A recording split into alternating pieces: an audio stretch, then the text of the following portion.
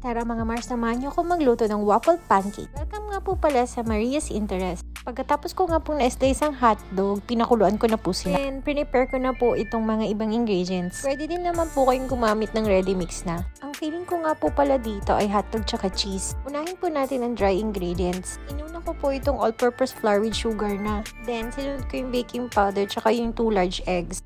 Ang ginamit ko po pala dito ay fresh milk or kung gusto niyo naman ng ibang milk brand, pwede naman. Then, sinunod ko na po yung vanilla.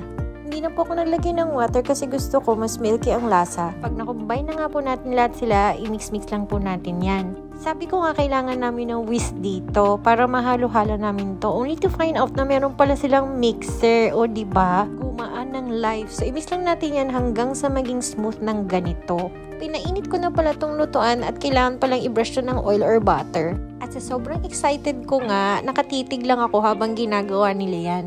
So, madali lang siya guys. Basta punuan muna natin ng ganyan. Then, saka natin ilagay lahat ng filling. Dito yung hotdog, dito naman yung cheese. Then, lagyan na ulit natin siya ng butter on top. Make sure na tama lang po ang lagay kasi pag nasobra yan, baka mag-spill po yan pag sinara natin. At ito na nga po pala siya, luto na. O, diba? Kung saan aangat po yan, nakaka-amaze talaga.